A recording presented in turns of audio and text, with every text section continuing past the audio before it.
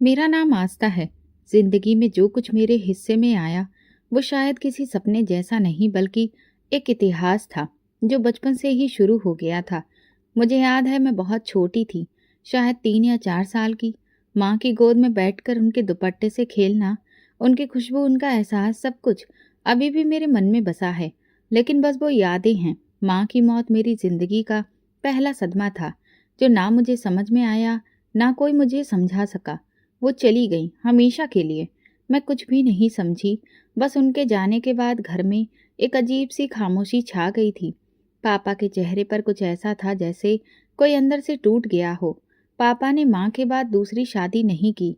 लोगों ने बहुत समझाया, रिश्तेदारों ने दबाव भी डाला, लेकिन वो बस एक ही बात कहते, मैं अपनी बेटी को किसी और के साए में नहीं छोड़ सकता।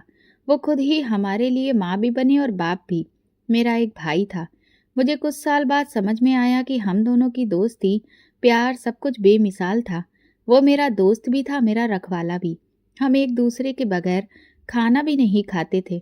अगर मुझे कभी किसी चीज की जरूरत होती तो सबसे पहले मैं भाई को बताती और वो कुछ भी हो मेरे लिए लेकर आता था। हम यूं ही जुड़े हुए थे जैसे दिल और धड़कन। जिंदगी थोड़ी देर के लिए सुकून में थी, जैसे कोई हल्की हवा जो सिर्फ थोड़ी देर को चली हो।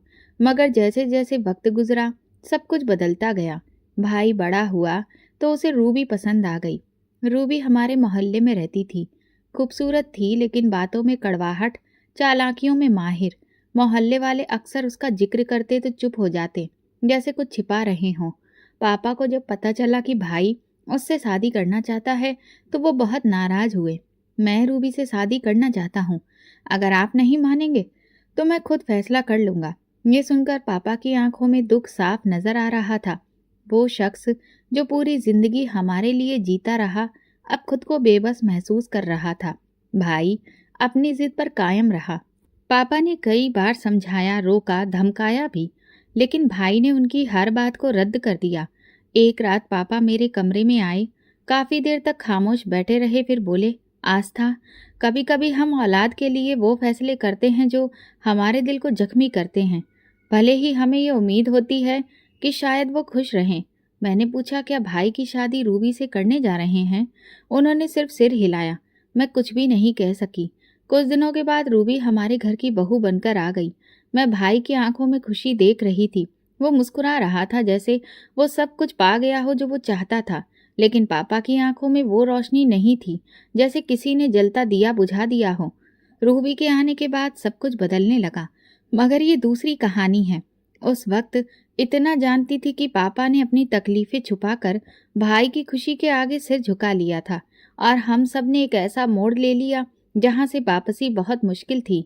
रूबी की शादी को अभी 2 दिन ही गुजरे थे कि घर की हवा जैसे किसी और ही दुनिया के जैसी हो गई थी। दरवाजे पर वही कदम जिन्होंने कभी चुपचाप इस दहलीज को पार किया था, अब हर वक्त अपनी मौजूदगी का ऐलान करते थे। मैंने कभी सोचा भी नहीं था कि एक शख्स का आना, एक रिश्ता बनना इस तरह से सब कुछ बदल देगा। सुबह होते ही रूबी का पहला जुमला होता, आस्था, ये चाय किसने बनाई है? दूध तो लगता है जैसे पानी की तरह हो। मैं नरमी से कहती, भाभी मैंने बनाई है, अगर आप कहें तो मैं दूसरी बना दूं। वो आंखें मटकाकर बोलती, नहीं, अब तो आदत डालनी पड़ेगी इसी जायके की। पापा ने शुरुआत से ही कोशिश की कि रूबी को ये घर अपना महसूस हो। उसके लिए अलग कमरा, नई अलमारी, खिड़कियों के पर्दे तक बदल दिए गए। लेकिन रूबी जैसे किसी और ही दुनिया की सोच लेकर आई थी। वो हर चीज में कमियां निकालती। एक दिन पापा ने खाने के वक्त कहा, बेटा रूबी, तुम बताओ क्या पसंद है तुम्हें? आस्था वही पकाएगी। रूबी ने नखरे से नाक सिकोड़ कर कहा, मुझे हर चीज में स्वाद चाहिए, यहाँ तो सब कुछ फीका लगता है। मैंने कोशिश की कि उसे समझूं कि वो शायद इस नए माहौल से घबरा गई हो, लेकिन जल्दी ही ये साफ हो गया कि वो माहौल को अपने मुताबिक मोड़ना चाहती थी। जब भाई घर आता तो वो सबके सामने ऐसे हंसती जैसे दुनिया की सबसे खुशहाल लड़की हो, लेकिन जैसे ही वो कमरे में जाता वो तुरंत बदल जाती। मुझे एक दिन किचन में चाय बनाते हुए सुनाई दिया।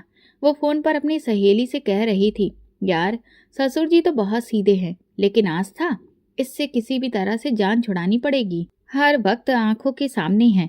ये बात सुनकर मैं रुक गई। मेरे हाथ में चाय का चम्मच जैसे एक पल को ठहर गया। मैंने खुद को संभाला, कुछ भी नहीं कहा, बस कमरे में जाकर खामोशी से बैठ गई। भाई जब घर आता तो रूबी खूब हंसी मजाक करती, जैसे कि सब कुछ बहुत अच्छा चल रहा हो। उसके सामने कोई शिकायत नहीं करती। पापा ने भी खामोश रहना सीख लिया था। मैंने कई बार महसूस किया कि वो रूबी की कुछ बातों से दिल जख्मी कर लेते थे, मगर कुछ कहते नहीं थे। एक बार पापा के एक दोस्त घर पर आए। वो कहने लगे, आपकी बहू वाकई में बहुत ही अच्छी है। पापा ने सिर्फ इतना कहा, प्रार्थना करिए कि घर में सुकून भी कायम रहे। रूबी ने घर के अंदर छोटे छोटे ग्रुप बना लिए थे। नौकरानी से लेकर मोहल्ले की औरतों तक सबसे उसका अंदाज बिल्कुल अलग था। लेकिन मेरे साथ हमेशा एक दूरी, एक कड़वाहट के साथ पेश आती थी। एक दिन भाई के सामने वो कहने लगी, आस्था को काम करना सीखना चाहिए। ये कोई बच्ची थोड़ी है, हर काम आधा ही छोड़ देती है। भाई ने मुझे देखा, कुछ कहा नहीं और बाहर चला गया। मैंने उसी दिन सोचा कि शायद अब मेरे लिए यहाँ कोई बोलने वाला नहीं रहा।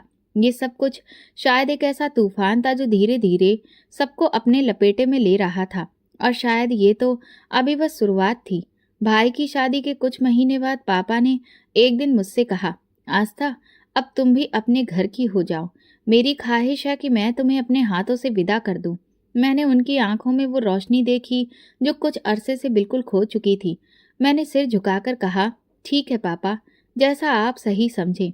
अगले ही दिन पापा के पुराने दोस्त घर आए, जिनके साथ एक औरत भी थी। वो मेरे लिए रिश्ता लाए थे। लड़का पढ़ा लिखा है, कारोबार करता है और खानदान भी काफी अच्छा है। रूबी ने उस वक्त कुछ नहीं कहा, बस चुपचाप उन लोगों की तरफ देखती रही। लेकिन जब मेहमान चले गए तो पीछे से जाकर बोली, देखा, रिश्ता भी आपकी बेटी के लिए ऐसी जगह से आया है जहां लड़की की उम्र भी बड़ी है और उसकी जुबान भी कड़वी है। लेकिन खैर, सबकी अपनी अपनी किस्मत है। मैं खामोशी से अपने कमरे में चली गई। पापा ने मुझे तसल्ली दी, बेटा, मैंने पूरी जांच पड़ताल कर ली है, सब कुछ ठीक है। शादी की तैयारियां जल्दी ही शुरू हो गईं। भाई पापा मेरे लिए कपड़े, जेवर और सामान खरीद रहे थे। हर चीज वो खुद चेक करते, जैसे अपनी बेटी को नहीं, अपनी जिंदगी को विदा कर रहे हों। शादी का दिन आया। मैंने खुद को आईने में देखा। एक अजनबी सी लड़की नजर आई। मेरे अंदर एक अजीब सा सन्नाटा था, कोई जोश, कोई चमक नहीं। रूबी ने पर्दे के पीछे से कहा, चलो, नई जिंदगी की शुरुआत है, मुस्कुरा लो, सब लोग देख रहे हैं। विदाई के वक्त पापा की आंखें नम थीं। भाई ने मेरे सिर पर हाथ रखा, लेकिन सब कुछ ऐसा था जैसे कोई जबरदस्ती कर रहा हो, और मैं चुपचाप गाड़ी में बैठ गई। नए घर पहुंचते ही मुझे ये समझ आ गया कि ये जगह वो नहीं है जिसे मैं अपना कह सकूं। दरवाजे पर मेरी सास ने मेरा स्वागत तो किया, लेकिन चेहरे पर कोई अपनापन या खुशी नहीं थी। सिर्फ इतना कहा, आ गई हो, अब अपना काम खुद सीख लो, यहाँ कोई नौकर नहीं है। मैंने नजरें झुका ली। नंद ने बैग मेरे हाथ से लेते हुए कहा, ये क्या है? सिर्फ 3 सूटकेस? हमारे यहाँ तो बहुएं पूरे ट्रंक के साथ आती हैं। कमरा दिखाया गया जहाँ पति पहले से ही मौजूद नहीं था। रात को देर तक सबके लिए खाना, बर्तन सफाई में लगी रही। रूबी ने तो इतना सब कुछ घर में कभी किया ही नहीं किया था, और यहाँ सब कुछ बस मेरे हिस्से में ही था। रात को जब मैं कमरे में पहुंची तो वो इंसान सामने कुर्सी पर बैठा था जिससे मेरी शादी हुई थी। मैंने हल्की सी मुस्कान दी तो उसने बिना मेरी तरफ देखे कहा, देखो, मैं सीधी बात करता हूँ, ये शादी मेरे माँ बाप की ख्वाहिश थी, मेरी नहीं। तुम ये ना समझना कि मैं तुम्हें खुश रखने के लिए कुछ खास करने वाला हूँ। ये सुनकर मेरे पैरों तले से जमीन खिसक गई। मैंने धीरे से पूछा, तो फिर आपने शादी क्यों की? ताकि माँ बाप का मुंह बंद कर सकूं। उनका कहना था कि घर बसाना फर्ज है, इसीलिए कर ली। इससे ज्यादा मुझसे कोई उम्मीद मत रखना। उस रात मैं देर तक जागती रही, कमरे की दीवारों पर नजरें दौड़ाती रही। ऐसा लग रहा था जैसे मैं किसी कैद खाने में हूँ।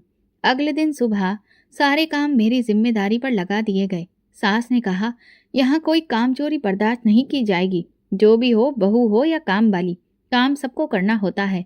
नंद ने कपड़े मेरी तरफ उछालते हुए कहा, प्रेस कर दो, शाम को फंक्शन में जाना है। और हाँ, अपनी शक्ल भी ठीक कर लेना, ऐसे बुझे हुए चेहरे से घर मनहूस लगता है। किसी ने नहीं पूछा कि रात कैसी गुजरी, ना ये कि तबीयत कैसी है।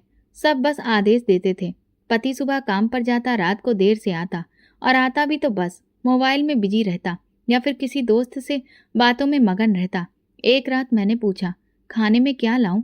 उसने कहा, जो तुम खाती हो वही खा लूंगा, फर्क क्या पड़ता है?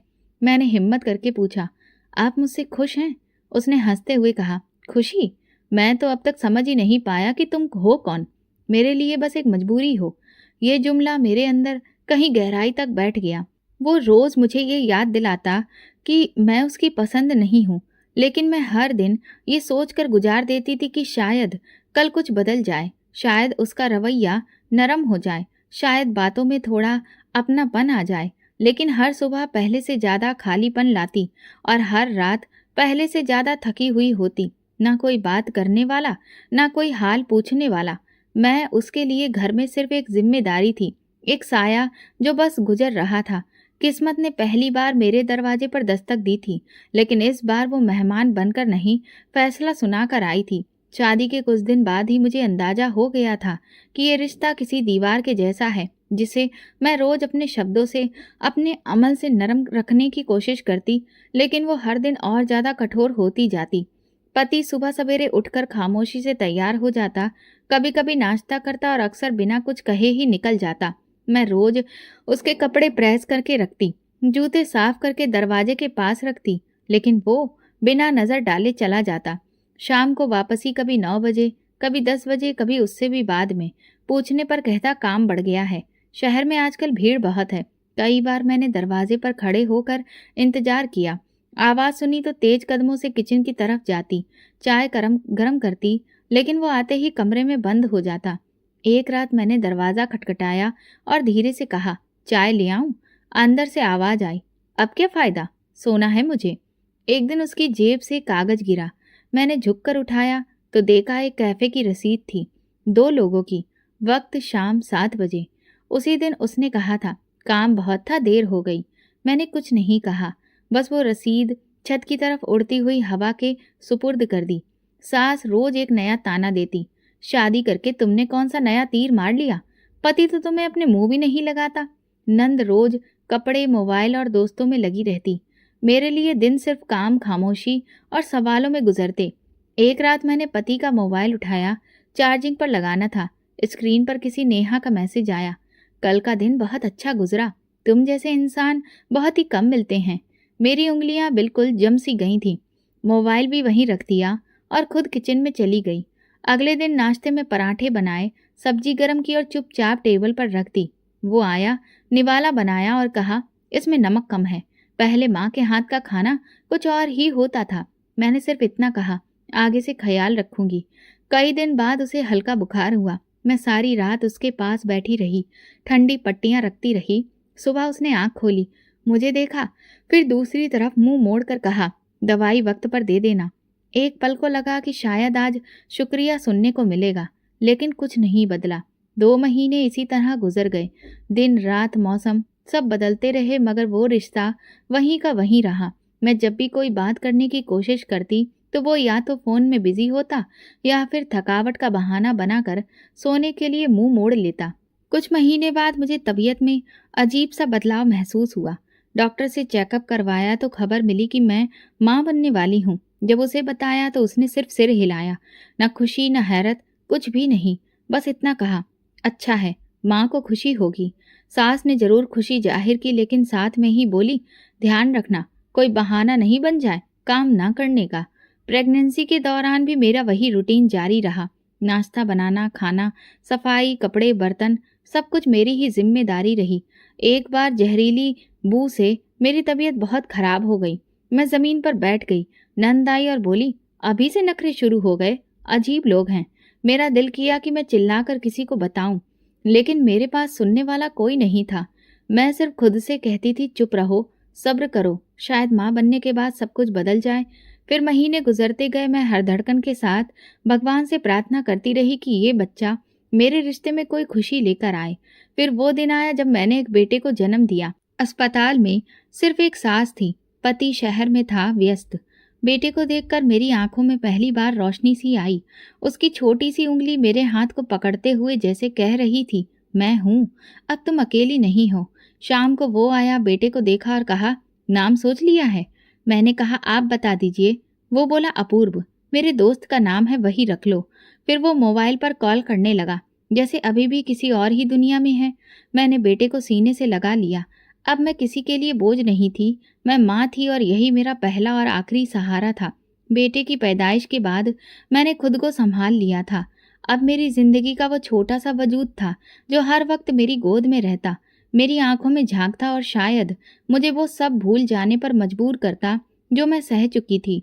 शादी के 1 साल बाद पहली बार ऐसा लगा था कि शायद मैं भी किसी दिन खुशी से जी सकूं, लेकिन खुशी मेरे नसीब में ठहरने नहीं आई थी। एक दिन मैं कपड़े तय कर रही थी जब सास की बातों की आवाज आंगन में गूंजी। हाँ, शहर वाली लड़की बहुत खूबसूरत है, वहां जाकर तो बेटा बिल्कुल बदल गया है, यहाँ की तरफ आता ही कभी कभी है। मैं ठिठक गई। शहर वाली लड़की? सास ननद से बात कर रही थी। कम से कम वो लड़की काम की तो है, हर बात में जुबान नहीं चलाती, न हर वक्त बच्चों को गोद में लेकर घूमती है। मेरा दिल धक्क से रह गया। मैंने ननद से पूछा, किसके बारे में बात हो रही थी? उसने मुझे ऊपर से नीचे तक देखा और हंसते हुए कहा, पता नहीं, तुम्हारे पति की दूसरी पत्नी की। ये तो सबको पता है, तुम्हें अभी तक नहीं पता? मेरे हाथ से कपड़े फिसलकर जमीन पर गिर गए। उसी रात जब वो घर आया मैंने पूछा, क्या आपने कहीं और शादी कर ली है? उसने बिना किसी झिझक के कहा, हाँ की है। क्या तुम्हें किसी ने नहीं बताया? तो फिर तुमने मेरे साथ शादी क्यों की? तुम सिर्फ एक फर्ज थी जो मैंने निभाया। अब मैं अपनी मर्जी की जिंदगी जी रहा हूँ और तुम भी अपनी जियो। ये कहकर वो बैग उठाकर बाहर चला गया। इसके बाद वो हफ्तों तक वापस नहीं आया। मैंने सास से कहा, बच्चे की दूध दवा कपड़ों के लिए पैसे चाहिए, बेटा कुछ देकर नहीं गया। उन्होंने पलट कर कहा, हम क्यों दें? वो तुम्हारा बच्चा है, हमारा नहीं, खुद संभालो। मैं चुप हो गई, जैसे जुबान किसी ने काट ली हो। अगले दिन दोपहर को सास ने मेरी थाली से खाना निकालते हुए कहा, खाना काम करने वालों के लिए होता है, मुफ्त खोरों के लिए नहीं। बेटे का बुखार उतर नहीं रहा था। मैं पुराने कपड़े धोकर सुखा रही थी, दुपट्टे को काट कर उसके लिए नरम सा झूला बनाया। सास रोज झगड़ा करती, ये बच्चा यहाँ रहकर बड़ा हो गया तो कल को ये जायदाद में हिस्सा मांगेगा। मैंने किसी से कुछ भी नहीं कहा, ना भाई को फोन किया, ना फिर पापा को बताया। पर एक दिन जब बेटे की सांसें उखड़ने लगीं तो मैं मंदिर के सामने बैठकर प्रार्थना करने लगी, हे भगवान, मेरे बच्चे को बचा लो, मैं कुछ भी नहीं मांगती। उसी शाम पापा दरवाजे पर आ गए। उनके चेहरे पर परेशानी लिखी हुई थी, शायद किसी ने खबर दे दी थी। उन्होंने मुझे देखा, मेरे बेटे को गोद में लिया और बोले, आस्था, क्या हो रहा है ये सब? मैं चुप रही। पापा सीधा मेरे पति के पास शहर गए। शाम को जब वो वापस आए तो उनकी आंखें लाल थीं। बस इतना कहा, तुम्हारा पति कह रहा है बीवी भी ले जाओ और बच्चा भी, मुझे किसी का बोझ नहीं उठाना है, मेरी जिंदगी मेरी है। मैं पत्थर सी फर्श पर बैठ गई। पापा ने मेरे सिर पर हाथ रखा और कहा, बस बेटा, अब तुम वापस मेरे साथ चलोगी। अगले दिन जब मैं कपड़े समेट रही थी तो सास ने कहा, क्या मिला तुम्हें? बाप को बुला लिया और अपने नखरे दिखा दिए। तुम्हारा अंजाम तो यही होना था। मैंने कुछ नहीं कहा, सिर्फ बेटे को लपेटा और बाहर आ गई। दरवाजे से निकलते हुए पीछे मुड़कर एक बार देखा, वो दरो दीवार जिसमें मेरा पहला बच्चा बड़ा हो रहा था, वही दीवारें अब अजनबी लग रही थी। जब मैं पापा के साथ घर लौटी तो दरवाज़ा रूबी ने खोला। उसकी नज़रें पहले मेरे बेटे पर गईं, फिर वो मेरी आंखों में झांकी और धीमी आवाज़ में बोली, अच्छा वापस आ गई हो। पापा खामोशी से आगे बढ़ गए और मैं अंदर दाखिल हुई। आंगन वही था, कमरे वही थे, मगर हवा बदल चुकी थी। रूबी ने मेरे लिए वो नज़र चुनी थी जो ना अपनापन रखती थी ना रहम।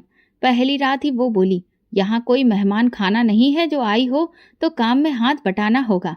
बेटा है तो उसका भी खुद ही ख्याल रखना, हम पर बोझ मत बनना। मैंने सिर हिला दिया। पापा ने कमरे का दरवाज़ा बंद करते हुए सिर्फ इतना कहा, जो कुछ हुआ उसका बदला तुम्हारे नसीब से है, किसी इंसान से नहीं। मेरी खामोशी ही मेरा जवाब थी। अगले दिन से काम का बोझ मेरे कंधों पर था। रूबी ने सुबह ही बोल दिया, नाश्ता बनाना है, बर्तन धोने हैं, झाड़ू भी लगाओ, सब कुछ वक्त पर होना चाहिए। और हाँ, मेरे बच्चों को वक्त पर तैयार भी करना है। मैंने अपने बेटे को कपड़े पहनाए, उसे कोने में बिठाया और किचन में जाकर काम शुरू कर दिया। दिन में कई बार वो रोता, मैं दौड़कर जाती, गोद में लेती, तसल्ली देती और फिर रूबी की आवाज़ आती, ये घर है या डे केयर? हर वक्त बच्चों की चीची चीची सुनाई देती है। एक दिन पापा ने मेरे माथे पर पसीना देखकर पूछा, सब कुछ ठीक है? मैंने धीरे से कहा, जी, बस थोड़ा सा काम ज़्यादा है। पापा ने शायद सब समझ लिया था, लेकिन कुछ कह ना सके।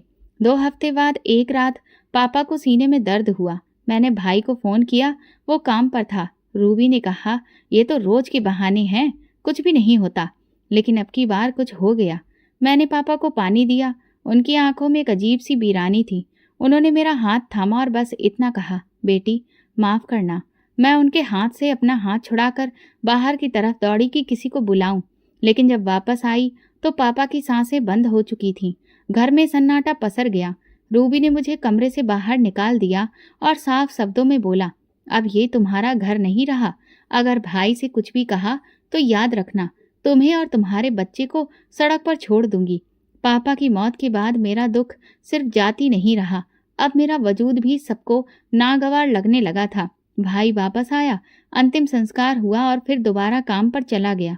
रूबी ने उसके सामने कुछ भी नहीं कहा, लेकिन जब हम अकेले हुए तो उसकी जुबान और ज्यादा तेज हो गई। ये सब तुम्हारी वजह से हुआ। तुम्हारे दुख ने ही तुम्हारे बाप की जान ले ली। कभी कभी दिल करता था कि चीखूं, चिल्लाऊं, लेकिन जुबान पर ताला था, क्योंकि मेरे पास कोई ठिकाना नहीं था। अब घर में हर दिन जहर था। रूबी सुबह लड़ती, शाम को ताना मारती, बेटे के लिए खाने को मांगती तो बोलती, यहाँ भंडारा नहीं बट रहा, अपने पैसे लाओ फिर कुछ मिलेगा। मैंने कपड़े सिलकर पुराने दुपट्टे रफू करके बेटे के लिए छोटे छोटे रूमाल बनाए। जब सर्दी आई तो उसके शरीर पर गर्म कपड़े नहीं थे। मैंने भाई के बच्चों की पुरानी जैकेट से उसके लिए कमीज काट कर बनाई। एक दिन बेटा बुखार में तप रहा था। मैंने रूबी से कहा, भाई से दवाई के लिए कुछ कह दो। उसने नाक सिकोड़ कर कहा, भाई तुम्हारा है, जाकर खुद मांगो। जब भाई रात को आया मैं दरवाजे पर खड़ी रही, लेकिन रूबी ने उसे आंगन में ही रोक लिया। बातें करती रही, फिर हाथ पकड़कर कमरे में ले गई। मैं पीछे हटकर दरवाजा बंद कर लिया। बेटे की आंखों में आंसू थे और मेरे अंदर खालीपन, जिसमें बस खामोशी गूंज रही थी। सुबह का वक्त था, किचन से बर्तनों की आवाज आ रही थी। रूबी के बच्चे किचन के दरवाजे पर खड़े हंसी मजाक कर रहे थे और मेरा बेटा पीछे कोने में बैठा रोटी की खुशबू सूंघ रहा था। 2 दिन हो चुके थे जब से रूबी ने मेरे लिए बाकायदा खाने का बर्तन देना बंद कर दिया था। कभी कहती, हमारे लिए ही कम पड़ जाता है, तुम्हारे लिए कहाँ से दूं। कभी बोलती, काम के बदले रोटी मिलती है, अब तुम काम भी ठीक से नहीं करती। उस दिन नाश्ता बन रहा था। मैंने हिम्मत की, धीरे से रूबी के पास जाकर कहा, भाभी बच्चे को बुखार है, कुछ खा लेगा तो दवा असर करेगी, थोड़ा सा खाना दे दीजिए। रूबी ने चम्मच पतीले में मारते हुए कहा, मेरे बच्चे भी बुखार में रहे हैं, लेकिन कभी किसी से मांग कर नहीं खिलाया। खुद सोचो, जब तुम्हारा कुछ भी नहीं है तो फिर यहाँ क्यों बैठी हो। मैंने हाथ जोड़ दिए, सिर्फ थोड़ा सा खाना, मैं कल तक कुछ इंतजाम कर लूंगी। उसने धीरे से कहा, कल? वो दिन कब आएगा जब तुम्हें अपना जमीर याद आएगा। तुम तो यहाँ सिर्फ टिकने के लिए आई हो। मैंने झुककर बर्तन लिया, बचा कुचा खाना एक प्लेट में लिया और बेटे के सामने बर्तन रख दिया। उसने जल्दी से निवाला मुंह में रखा, लेकिन तेज मिर्च से आंखों में आंसू आने लगे। मैंने पानी का गिलास थमाया और उसके सर पर हाथ फेरा। बस बेटा, कुछ दिन की बात है, फिर माँ कुछ करेगी। उसी रात जब सब सो गए, मैं भाई के कमरे के बाहर बैठकर इंतजार करने लगी। जब वो आया तो मैंने हिचकिचाते हुए कहा, भाई एक बात करनी है। उसने उलझन से देखा, क्या हुआ।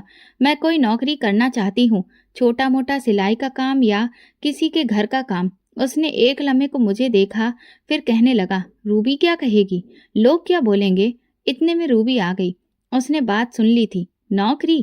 क्या इज्जत रह जाएगी हमारी। लोग कहेंगे अपनी बहन को नौकरानी बना दिया।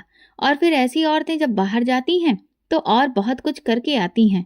मैंने हैरानी से रूबी की तरफ देखा।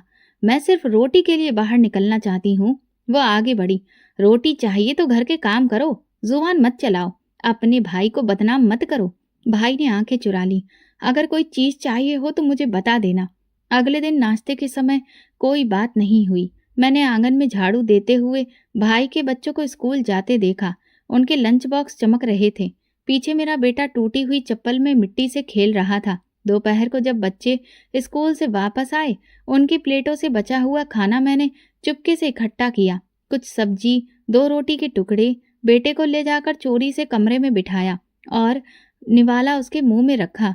वो धीरे से बोला, माँ पापा हमें कब लेने आएंगे। मेरे हाथ कांप गए।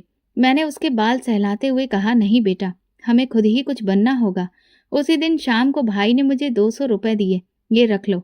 बच्चे के लिए दवा आ जाएगी। रूबी ने उसके जाते ही नोट मेरे हाथ से छीन लिया। 200 रुपए में क्या होता है? अच्छा है कि अपने भाई को ही दे देती। तुम्हें इन पैसों की क्या जरूरत है? मैं चुपचाप कमरे में लौट आई। उस दिन घर में अजीब सा सुकून था। रूबी सुबह से ही किसी काम में लगी हुई थी, ज्यादा बोल भी नहीं रही थी। मैंने रूटीन के मुताबिक सारे काम खत्म किए और बेटे को लेकर कमरे में आ गई। कमरे की खिड़की से बाहर झांका तो भाई मोटरसाइकिल से उतरते हुए नजर आया। उसके हाथ में एक लिफाफा था। जैसे ही वो अंदर दाखिल हुआ, सीधा रूबी के पास गया। ये 2 लाख रुपए हैं, गाड़ी की किस्त देनी है कल, अभी तुम संभाल लो, सुबह मुझे दे देना। रूबी ने लिफाफा हाथ में लिया और जल्दी से अंदर चली गई। मैं कमरे के पास में ही खड़ी थी। भाई ने एक नज़र मेरी तरफ देखा और सिर हिलाकर अपने कमरे की तरफ बढ़ गया। मैंने कोई सवाल नहीं किया, कोई बात नहीं की, बस अपने कमरे में वापस आ गई। थोड़ी देर बाद रूबी ने मुझे बुलाकर चाबियां पकड़ाईं। मैं मायके जा रही हूँ, तुम घर का ख्याल रखना, और हाँ, ऊपर वाले कमरे में किसी को जाने मत देना। मैंने चाबियां ली और आंगन में झाड़ू लगाने लगी। बेटा साथ में ही बैठा मिट्टी से खेल रहा था। घर में कुछ वक्त के लिए सुकून सा महसूस हुआ। शाम के वक्त रूबी वापस लौटी और आते ही चिल्लाने लगी, मेरे पैसे कहाँ गए? मैं हैरान होकर बाहर निकली। वो सीधा भाई के पास गई, जो अभी अभी घर आया था। 2 लाख रुपए जो सुबह तुमने मुझे दिए थे, लॉकर से गायब हैं। चाबियां किसको दी थी? भाई ने तुरंत मेरी तरफ देखा। आस्था, चाबियां तुम्हारे पास थी ना? कोई आया था घर में? मैंने तुरंत जवाब दिया, नहीं भाई, कोई नहीं आया, और मैंने ताला बिल्कुल वैसा ही छोड़ा जैसा रूबी भाभी ने बंद किया था। रूबी चीखने लगी, झूठ बोल रही है, यही चोर है, इसने चाबियां लेकर लॉकर खोला और पैसे निकाले। भाई ने कड़क लहजे में कहा, आस्था, ये इल्जाम बहुत बड़ा है, अगर तुमने कुछ नहीं किया तो पैसे कहाँ गए? मैं रोते हुए बोली, भाई, भगवान की कसम मैंने कुछ भी नहीं किया। मुझे तो ये भी नहीं पता कि लॉकर कहाँ पर रखा है। आपको मुझ पर भरोसा नहीं है? रूबी ने बढ़कर कहा, छोटे मोटे हाथ तो पहले भी साफ किए होंगे, अब बड़ी रकम देखकर दिल काबू में नहीं रहा। मैंने कहा, मेरा बेटा भी आपके ही घर में है, मैं ऐसा कैसे कर सकती हूँ? भाई एक पल के लिए चुप रहा, फिर बोला, मुझे तुम्हारे कमरे की तलाशी लेनी होगी। अगर तुमने कुछ नहीं किया है तो कोई दिक्कत नहीं होनी चाहिए। मैं सन्न रह गई। तलाशी? भाई, मेरे कमरे में क्या है? लेकिन ठीक है, जो देखना है देख लीजिए। वो मेरे साथ कमरे में आया। रूबी ने दरवाजा पूरी ताकत से खोला और तुरंत बिस्तर की चादरें उलट पलट करना शुरू कर दी।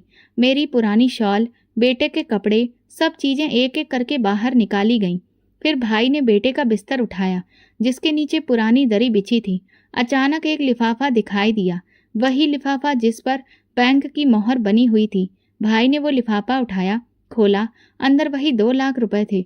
रूबी चिल्ला उठी, ये देखा, यही चोर है, अपने बच्चे के बिस्तर में छुपा कर रखे थे। मेरे पैरों तले से जमीन खिसक गई। नहीं नहीं भैया, ये मेरा नहीं है, ये पैसे यहाँ कैसे आए? ये किसी ने यहाँ रखे हैं। भाई की आंखों में गुस्सा भर आया। उसने मेरे बेटे को बाजू से पकड़ा और झटके से खींचा, और ये भी चोर है, माँ जैसी औलाद। मैं चीख पड़ी, नहीं भाई, मत मारो इसे, ये तो अभी सिर्फ 5 साल का है, उसे तो कुछ भी नहीं पता। मैं दौड़कर आगे बढ़ी, बेटे को अपनी बाहों में छुपा लिया। आप जो चाहे सजा दे दीजिए, लेकिन मेरे बेटे पर हाथ ना उठाइए। भाई ने मुझ पर उंगली उठाते हुए कहा, मुझे लगता था कि तुम मजलूम हो, लेकिन तुम अंदर से गंदी हो। रूबी ठीक कहती थी, तुम ही हो जो हमारे घर की इज्जत खा रही हो। रूबी ने आगे बढ़कर कहा, अब फैसला कर लीजिए, अगर ये रही तो फिर मैं नहीं रहूंगी। ये औरत अब यहाँ 1 मिनट भी मुझे बर्दाश्त नहीं। मैं खामोश हो गई, लेकिन मेरी आंखों में अब आंसू नहीं थे। मैं सिर्फ अपने बेटे को देख रही थी, जिसके मुलायम गाल लाल हो चुके थे और आंखों में डर बैठ चुका था। भाई ने मेरा बाजू पकड़ा, दरवाजे तक घसीटा और धक्का देकर बाहर निकाल दिया। निकल जाओ यहाँ से, हमने तुम्हें सहारा दिया और तुमने घर में ही हाथ साफ कर दिया। मैं दरवाजे पर गिरी, बेटा मेरे साथ था। बारिश शुरू हो चुकी थी। मैंने दुपट्टा अपने बच्चे पर डाला, खुद को उठाकर संभाला और मंदिर के दरवाजे की तरफ चल पड़ी। मुझे नहीं पता था कि कहाँ जाना है, लेकिन इतना जानती थी कि जहाँ झूठ सच से ज्यादा ताकतवर हो, वहाँ रहना जुर्म है। और आज मेरे हिस्से में सिर्फ एक शब्द आया था, चोर। बारिश की बूंदें मेरे चेहरे पर पड़ रही थी और मेरे बेटे का हाथ मेरी उंगली में सख्ती से बंधा हुआ था। मंदिर के दरवाजे पर बैठते हुए मैंने उसे अपने दुपट्टे में लपेटा। रात गहरी होती जा रही थी, लेकिन मेरे अंदर की बेचैनी हर घड़ी के साथ और ज्यादा जागती जा रही थी। कुछ देर बाद मैंने अपने बेटे के चेहरे पर हाथ फेरा। उसके गाल अभी तक लाल थे, वही गाल जिन पर मेरे भाई ने थप्पड़ मारा था। मुझे वो नजारा पल पल याद आ रहा था। उसकी आवाज, रूबी का चीखना, वो गुस्से से कांपता हुआ लम्हा जब सब कुछ बिखर गया। यही परवरिश है तुम्हारी? माँ बेटा चोर, दोनों का किरदार एक जैसा। भाई का वो जुमला अभी भी मेरे कानों में गूंज रहा था। मैं उस लम्हे कुछ भी नहीं कह सकी थी, सिर्फ अपने बेटे को छुपाती रही जो हिचकियों के साथ रो रहा था। उसके बाद जो कुछ भी हुआ वो और भी तल्ख था। मैं भाई के कदमों में बैठकर प्रार्थना करने लगी, मुझे निकाल दो, जो कुछ भी करना है करो, लेकिन मेरे बेटे पर हाथ मत उठाओ। वो मासूम है, उसे नहीं पता कि पैसे कहाँ से आए। मैं खुद हैरान हूँ। रूबी तुरंत बोली, देखो तो कैसे ड्रामा कर रही हो। तुम्हारा 5 साल का बच्चा होकर भी इतना चालाक है कि पैसे बिस्तर के नीचे छुपा दिए। झूठ बोलना बंद करो आस्था, हम पागल नहीं हैं। मैंने भाई की तरफ देखा। एक बार मेरी बात सुन लो, मैं ये सब नहीं कर सकती। मैंने कभी हाथ नहीं फैलाया, कभी गलती नहीं की। आपको मुझ पर भरोसा नहीं? भाई ने दरवाजे की तरफ इशारा करते हुए कहा, बस करो आस्था, अब इस घर में तुम्हारी कोई जगह नहीं। ये फैसला आखिरी है। मैं चुपचाप अपना दुपट्टा ठीक किया, बेटे को बाजू से लगाया और आंगन से निकल आई। लेकिन दिल में एक आखिरी उम्मीद बाकी थी कि शायद भाई रोक ले, शायद वो कहे ठहरो। मगर दरवाजा पीछे से बंद हो चुका था। जब मैं मंदिर के बाहर बैठी थी तभी एक बुजुर्ग आए, जिन्होंने मुझे सवालिया नजरों से देखा। बेटी, यहाँ क्यों बैठी हो इस वक्त? मैं सर झुकाकर जवाब दिया, बस पनाह की तलाश में। उन्होंने कुछ लम्हे सोचा, फिर बोले, मेरे साथ चलो, रात तुम और तुम्हारा बच्चा मेरे घर में गुजार लो, भगवान सब ठीक करेगा। मैं शुक्रगुजार नजरों से उनकी तरफ देखने लगी। जैसा आप कहें बाबा जी। उनके साथ एक छोटे से घर में पहुंची। उन्होंने हल्की सी रोशनी जलाकर एक कंबल मेरे बेटे को दिया और मुझे एक कप चाय दी। लो, तुम्हारे कांपते हाथ कुछ देर के लिए ठहर जाएंगे। रात का वो वक्त जैसे जिंदगी की पहली सांस बन गया। मैंने भगवान से प्रार्थना करनी शुरू कर दी। दिल में बस यही था, लेकिन दिमाग में वो नज़ारा बार बार घूमता रहा। बेटे को मारते वक्त भाई की आंखों में कोई भी नरमी नहीं थी। मैंने देखा था वो पल जब उसने अपना हाथ उठाया और मेरे बेटे का चेहरा पीछे को लुढ़क गया। वो सिर्फ शारीरिक तकलीफ नहीं थी, वो मेरे मजबूर माँ होने पर वार था। इससे पहले रूबी ने जब भी कुछ कहा मैं चुपचाप रही। जब भी भाई ने नज़रअंदाज किया मैंने बर्दाश्त किया। लेकिन आज जब बेटे पर हाथ उठा, मेरी जुबान ने चीखना सीख लिया था, ये मेरा बच्चा है, आपको कोई अधिकार नहीं इसे मारने का। क्या यही इंसाफ है? रूबी ने पीछे से कहा, देखो अब यह हमें धमकियां दे रही है। मैंने कहा, सच को धमकी नहीं कहते। और शायद यही लम्हा था जिसने भाई का दिल और ज्यादा कठोर कर दिया। उसने वो दरवाजा हमेशा के लिए बंद कर दिया जिसे मैंने कभी अपना माना था। अब मैं किसी और जगह बैठी थी। बेटे की सांस थोड़ी ठीक हो चुकी थी। मैंने उसके माथे पर हाथ रखा और आसमान की तरफ देखा। मैंने कभी किसी का हक नहीं मारा, जो भी था अपनी कोशिश पर था। हे भगवान, अगर मैं सच्ची हूं तो मुझे कहीं न कहीं जगह जरूर देगा। बुजुर्ग ने दरवाजा बंद करते हुए कहा, बेटी रात आराम से गुजारो, सुबह भगवान कोई ना कोई रास्ता खोल देगा। मैंने सर हिलाया और दिल में बस यही सोचा था। जिस घर से मैं निकल गई शायद वही मेरा सबसे पहला इम्तिहान था, लेकिन जिस मासूम चेहरे को मेरी गोद में पनाह मिली वही अब मेरा असली इम्तिहान था। और अब मैं किसी कीमत पर हार मानने वाली नहीं थी। रात गुजर चुकी थी, आसमान पर हल्का उजाला छाने लगा, लेकिन मेरे अंदर अंधेरा बाकी था। मैं मंदिर के दरवाजे के साथ बने छोटे से बरामदे में बेटे को लपेट कर बैठी थी। हवा में ठंडक बढ़ चुकी थी। बेटे ने करवट बदली, उसका जुखाम बह रहा था। मैंने अपने दुपट्टे के कोने को उसकी नाक पर रखा और धीरे से उसके माथे को चूम लिया। तभी दरवाज़ा खुला। वही बुजुर्ग जो रात को मुझे अपने साथ लाए थे बाहर आए। उनका चेहरा पानी की बूंदों से भीगा था। बेटी, नींद नहीं आई? मैंने धीरे से सिर हिलाया। थोड़ी देर के लिए आंख लग गई थी, पर दिल जगा हुआ था। बाबा जी ने बैठते हुए कहा, भगवान दिल वालों की आवाज़ सुनता है। तुम्हें तो बस एक बार सच्चे दिल से उन्हें पुकारना है। मैंने सवालिया अंदाज में देखा। पुकारूं? लेकिन कैसे? शब्द ही नहीं निकलते। सिर्फ अब आहें हैं। बाबा जी ने मुझसे कहा, राम का नाम जपती रहो, वो खुद ही सब कुछ ठीक करेगा। बेटे का चेहरा नल के पानी से धोया, कपड़ों को धूप में सुखाया और दोपहर को मंदिर में जो खाना मिला उसमें से आधी रोटी उसे खिला दी। वो कमजोर था, लेकिन हर निवाले के बाद मेरी तरफ देखता और मुस्कुराता। वही मुस्कुराहट मेरे लिए हिम्मत बन चुकी थी। शाम को आरती के बाद बाबा जी ने मुझे अंदर बुलाया। ये कमरा आज से तुम्हारा है, यहाँ बैठकर जो दिल में है भगवान से कह दो। मैंने कमरे की सफाई की, बेटे को गर्म चादर में लपेट कर उसे पास में लिटाया और रामायण उठा ली। पहली बार आंखों से आंसू गिरे। मेरी आवाज तेज नहीं थी, पर दिल पूरी शिद्दत से बोल रहा था। आंखों से आंसू रुक नहीं रहे थे। रात आधी गुजर गई। बेटे का शरीर थोड़ा गर्म महसूस हुआ। मैंने उसे पानी पिलाया और वापस बैठ गई। अब सिर्फ होंठ हिल रहे थे और दिल में एक उम्मीद थी। सुबह हुई तो दरवाजे पर शोर महसूस हुआ। बाबा जी जल्दी से बाहर निकले। मैं भी पर्दा हटाकर देखने लगी तो सामने भाई खड़ा था, बेहाल, आंखों में डर, चेहरे पर पसीना, हाथ कांप रहे थे। बाबा जी, मेरी बहन आस्था कहाँ है? बाबा जी ने इशारा किया। ये रही सामने। भाई दौड़कर मेरी तरफ आया, मेरे कदमों में बैठ गया। आस्था, मेरा बेटा, वो। मैं दंग रह गई। क्या हुआ भाई? उसकी आवाज कांप रही थी। रात को अचानक उसके शरीर में झटके शुरू हो गए। उसकी आंखें पलट गईं, सांस फूलने लगी। हम उसे अस्पताल लेकर गए। डॉक्टर ने कहा कि कुछ भी समझ में नहीं आ रहा। 2 बार उसका दिल बंद हो गया। अब सिर्फ दुआ बाकी है। रूबी रोती जा रही है, बस तुम्हारा नाम ले रही है, कह रही है कि तुमने बद्दुआ दी है। मैंने हैरानी से देखा। मैंने तो सिर्फ राम का नाम लिया था भाई, और प्रार्थना की है, बस प्रार्थना। भाई ने मेरे कदमों में सिर रख दिया। बस एक बार चलो, एक नज़र बेटे को देख लो, शायद तुम्हारे सामने आ जाने से वो ठीक हो जाए। मैंने अपने बेटे को संभालते हुए बाबा जी की तरफ देखा। बाबा जी, क्या मैं जा सकती हूँ? उन्होंने हाथ उठाकर कहा, जा बेटी, भगवान का फैसला आ गया है, जा। वहाँ भी वही भगवान है। मैं भाई के साथ अस्पताल की तरफ निकल पड़ी। रास्ते भर वो बस यही कहता रहा, मुझे माफ कर दो आस्था, जो कुछ भी हुआ। मैं खामोश रही। अस्पताल पहुंची तो रूबी वहीं जमीन पर बैठी थी, चेहरा आंसुओं से भीगा हुआ था। मुझे देखते ही दौड़ी, मुझे माफ कर दो, सब मेरी वजह से हुआ। वो पैसे मैंने खुद ही छुपाए थे ताकि तुम पर इल्जाम लगे। बस तुम्हें उस घर से निकालना चाहती थी, लेकिन भगवान ने मुझे सच दिखा दिया। मैंने कुछ नहीं कहा, बस उसके पास बैठ गई। सामने शीशे के कमरे में भाई का बेटा बेहोश लेटा था, मशीनों से जुड़ा हुआ, चेहरे पर ऑक्सीजन मास्क। मैंने शीशा छुआ, हे भगवान। तभी डॉक्टर आया। आंखें झुकाए, हमें माफ कर दीजिए, दिल ने जवाब दे दिया है। रूबी चीख पड़ी, भाई जमीन पर गिर गया।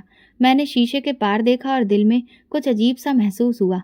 ना मैंने बद्दुआ दी थी, ना किसी से बदला लिया, लेकिन भगवान ने मेरा सच सब पर जाहिर कर दिया था। रात से जो भगवान का नाम लिया था वो सिर्फ मेरे लिए नहीं, इंसाफ के लिए था, और वो पूरा हो चुका था। अस्पताल की हवा में एक अजीब सा बोझ था। दीवारों पर खामोशी लटकी हुई थी। कमरे के बाहर सिर्फ सिसकियां गूंज रही थीं। रूबी के हाथ कांप रहे थे, चेहरे पर बेयकीनी छाई थी। मैं एक तरफ खड़ी थी, बेटे को साथ लगाए। सब कुछ मेरी आंखों के सामने हो रहा था, मगर मेरे अंदर गहराई में एक सुकून था, वो सुकून जो सच की ताकत से ही आता है। अचानक रूबी उठी, लड़खड़ाते कदमों से मेरे पास आई। आस्था, मैंने सब कुछ जानबूझकर किया था। वो पैसे चुराना, तुम पर इल्जाम लगाना, मैंने कदम पीछे किए, लेकिन नजर नहीं चुराई, न सवाल किया। वो बोलती गई, मुझे लगता था अगर तुम रहोगी तो तुम्हारा भाई कभी मेरा नहीं हो सकेगा। वो तुमसे बात करे, तुम्हें अहमियत दे, ये मैं बर्दाश्त नहीं कर पा रही थी। और उस दिन वो रकम, वो मेरा बदला था। भाई ने कराहते हुए कहा। उसकी आंखें लाल थीं और आवाज भारी। तो तुम्हें सब पता था? रूबी ने सिर झुकाकर कहा, हाँ। और फिर जब बेटे की हालत बिगड़ी तो मैं टूट गई। शायद भगवान का इंसाफ था, शायद वो मुझे दिखाना चाहता था कि जिस पर मैंने उंगली उठाई वही सबसे सच्ची थी। मैंने अपने बेटे को सीने से लगाकर कहा, मैंने कभी बद्दुआ नहीं दी, ना किसी को हराने की ख्वाहिश रखी। जो मेरे साथ हुआ वो वक्त की ठोकर थी, लेकिन आज मेरे भगवान ने सबके सामने मेरा फैसला सुना दिया। भाई मेरे पास आया, मेरे कदमों में बैठ गया और बोला, आस्था, मुझे माफ कर दो। मैं तुम्हारा भाई होकर तुम्हें पहचान नहीं पाया। मैं तुम्हारे बेटे का मामा बनने के काबिल भी नहीं था। मैंने भाई से कहा, ऐसा मत कहो भाई, मैंने कभी तुम्हें गलत नहीं समझा। मैं बस इतना जानती थी कि मेरा भगवान मुझे मेरा हक देगा। बस वो लम्हा कब आएगा ये नहीं जानती थी। भाई ने मेरे सामने हाथ जोड़ दिए।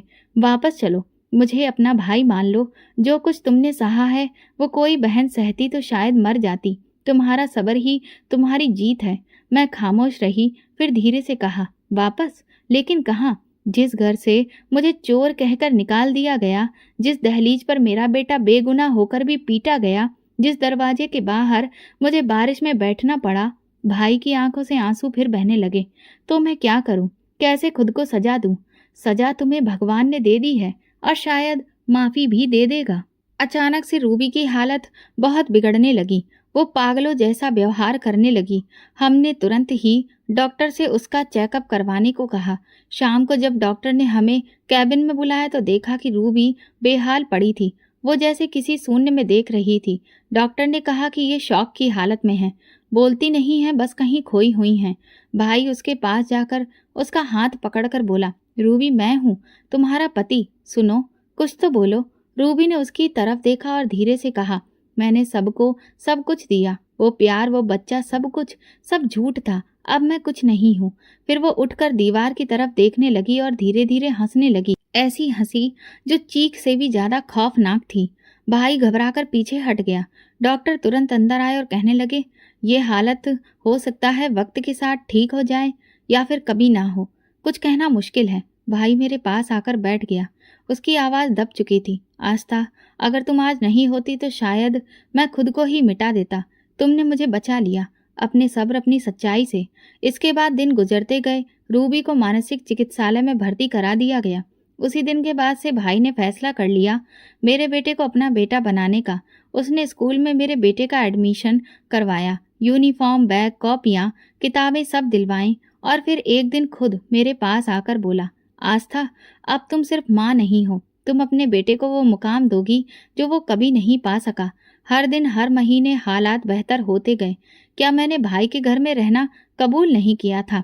हाँ, पर वो रोज आता था, राशन लाता, बेटे को लेकर खेलने जाता, स्कूल से लेने जाता और हर बार यही कहता, ये मेरा बेटा है। सालों के बाद मैंने खुद को आईने में देखा। चेहरे पर थकान तो थी लेकिन आंखों में रोशनी भी थी। भाई ने एक दिन कहा, तुमने सब कुछ खोकर भी खुद को नहीं खोया।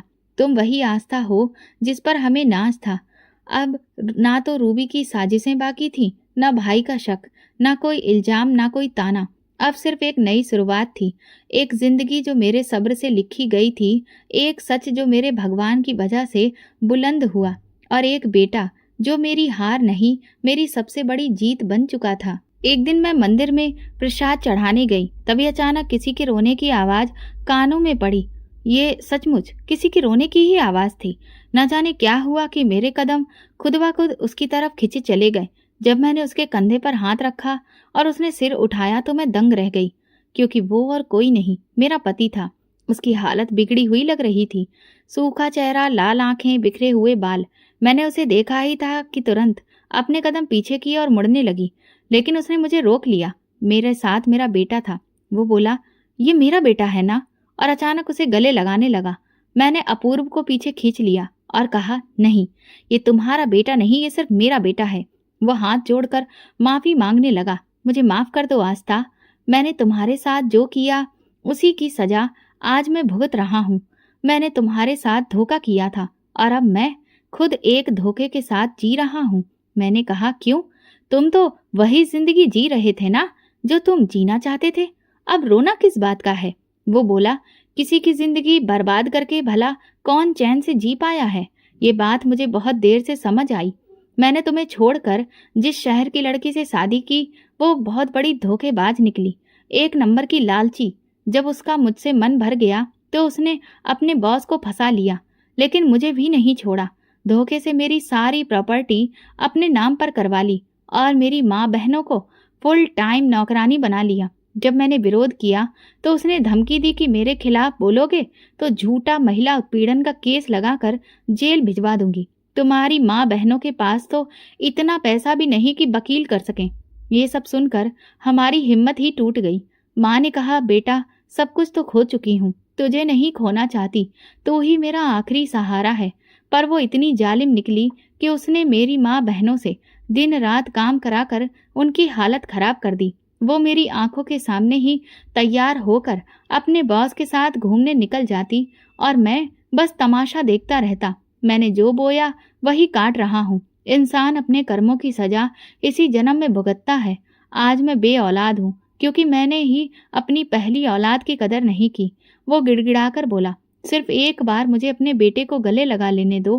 पहले तो मुझे उस पर तरस आया, पर तभी याद आ गया जब उसने बेरहमी और गुरूर से मुझसे मेरे बेटे समेत धक्के देकर घर से निकाला था। उसे ये भी ख्याल नहीं आया कि बच्चा भूखा प्यासा कैसा रहेगा। मैंने सख्ती से कहा, आज के बाद मेरे बेटे के आसपास भी मत भटकना। तुम पिता के नाम पर एक कलंक हो। तुम्हारा गंदा साया भी मैं अपने बेटे पर पड़ने नहीं देना चाहती। वो फिर माफी मांगने लगा। कम से कम मुझे माफ कर दो, शायद मेरी जिंदगी में थोड़ा सुकून आ जाए। मैंने जवाब दिया, माफी चाहिए तो भगवान से मांगो, मुझसे नहीं। ये कहकर मैं वहां से लौट आई, मगर मुझे भगवान के इंसाफ पर पूरा भरोसा था। सब्र, सच और खामोशी प्रार्थना में वो ताकत होती है जो वक्त आने पर हर इंसान को उसके कर्म का फल लौटा देती है। तो दोस्तों, अगर आपको हमारी कहानी पसंद आई हो तो कमेंट करके ज़रूर बताएं। वीडियो को लाइक करें और ज़्यादा से ज़्यादा शेयर करें। अगर आप चैनल पर नए हैं तो सब्सक्राइब जरूर करें और नोटिफिकेशन बेल दबाएं ताकि अगली अपडेट सबसे पहले आपको मिले। धन्यवाद।